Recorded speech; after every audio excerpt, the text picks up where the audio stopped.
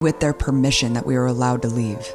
Some were even told unless they received the injection, they would be barred from the country forever. The birth rate among Israel's Ethiopian population dropped a stunning 50% from 2002 to 2012 as a result of this eugenics program. But that's not all. There are even gangs that exist to attack Israelis in interracial relationships. A very revealing poll found that only 25% of white Israelis would permit a child to marry an Ethiopian Jew. Even less would live in a majority Ethiopian neighborhood. Other than Palestinians, of course, Ethiopian Jews are the most vulnerable to police abuse and incarceration. They make up just 2% of the population, yet comprise over 20% of the youth prison population. In 2016, the Israeli police commissioner told the Israeli Bar Association that it was natural to suspect Ethiopian Jews of criminality. We were in Tel Aviv in the aftermath of the announcement and followed an impromptu rally in front of the police commissioner's house. One of the rally organizers was Tehune Maharat, whose cousin was murdered in a suspected hate crime by Israeli police. תרביצו להם, תעצרו אותם, תקללו אותם, תתייחסו להם בצורה הכי משפילה והכי גזענית שיש. למה? כי הם שחורים, כי הם נמצאים במקום הלא נכון, בזמן הלא נכון, וכמובן, הם כנראה גם בצבע הלא נכון מבחינתנו. אנחנו נתקלים בחומה, באטימות של... Not to be powerful when they can shut anything down, shut any man down, and shut a study of their history being investigated down. How do you claim to not have power when you can say anything about another person's history, culture, and everything else and tell them who they are when there's no concrete proof proven to who you are? You say you are the people of the book, and the books say you are not. So who's right here? How do you have the authority to say who you are and other people can't say who they are when they share the linguistics, the ancient linguistics, and they are older people than you? And the history shows that you lived amongst them and stole everything they did because your culture is a culture of stealing and hoarding other people's food, way of life, and everything else. And the history of you is from the cave. So how did you become the chosen people when your life started in a cave? You were never put on slave ships, and you became rich by leeching off the people. Usury. And that's a fact. And when people tell the truth, they're anti-Semitic. That is a very devilish tactic, and you're showing your hand to the world. Because your power is obvious. You're shutting a man down. You shut countries down and take over, but you're the chosen people. Chosen people live with empathy. Then you have two books you read. You put the one in the back, then your Jewish rabbis wrote a book that goes against everyone in the world, calling them goyim, and you're the greatest thing in the world.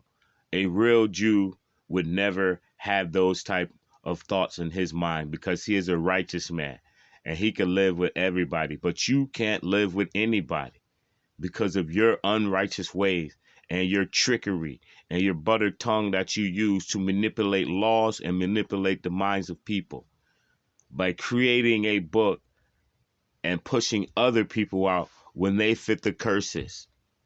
Concrete evidence. And you put them on slave ships, but then you gave them the Christian Bible so they can lose their mind. Then you created indoctrination through Hollywood and your movies. Because you're the greatest thing on earth. You're never weak. You're Superman. And everybody else is weak, dumb, and docile. White women you call shiksas on TV in front of the world, but there's no backlash. You created the Sambo type step and fetch it characters for your amusement, but you're God's chosen people. And people really believe this and look at the African person as a fool because you created this rally of you being the chosen people. When you don't fit the color, you don't fit the history, and the way you practice is opposite of the way that the real people practice, who still are keeping their laws in African countries all through Africa. Balfour Treaty in 1948, you stole a country from a people moved yourself in, and there's been no peace because you don't belong there. Like Helen Thomas said, but you guys ignore all the great talking points and facts and fall to a weak word, anti-Semitism, when black people are anti-Semitic, and you, being the dummy that you are, the other white people who aren't Jewish or aren't claiming it and don't fall under the tents of Judaism, tell opposite stories before you were even created.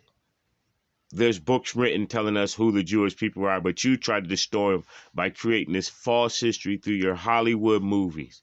Steven Spielberg, who's a Jew, who created Schindler's List, propaganda. The numbers go up and down. If we told the lies you told, you guys will wipe history out of the books like you're doing now because you're the ones who doing it. You write the textbooks. So we're following his story, not our story. Our story is the one being hidden. Why do black people in America don't have a language? What was the goal and purpose of that? You won't sit at the table and explain because you know why? Everything will come full circle to your evil and wickedness through slavery and everything else as your rabbis tell the truth. And other white people who are right there recording history from Strabo, Josephus, and Tacitus, who all knew the Jews were black. The Colossians were black.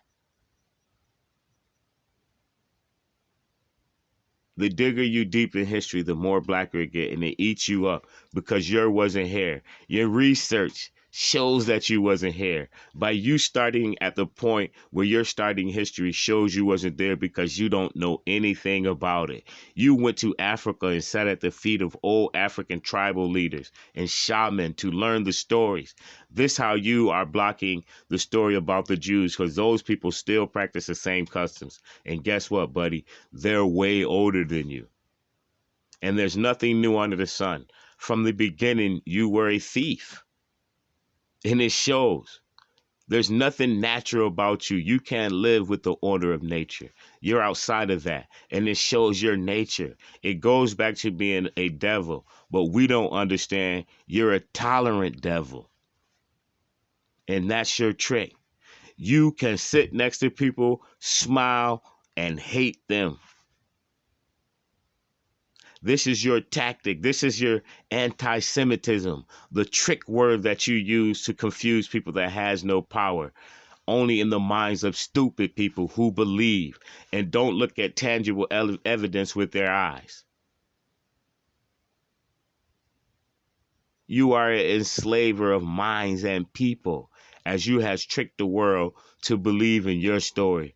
But shut everyone down and create laws for people can investigate. And when they do, they are punished by you, the devil in the flesh, who is exposing himself with his arrogance and his intelligence. This is why we never gave intelligence to certain people, because they would become you. They have no balance. They have no heart. They have no morality. Only thing they know how to do is steal and lie. This is a condition that they can't shake.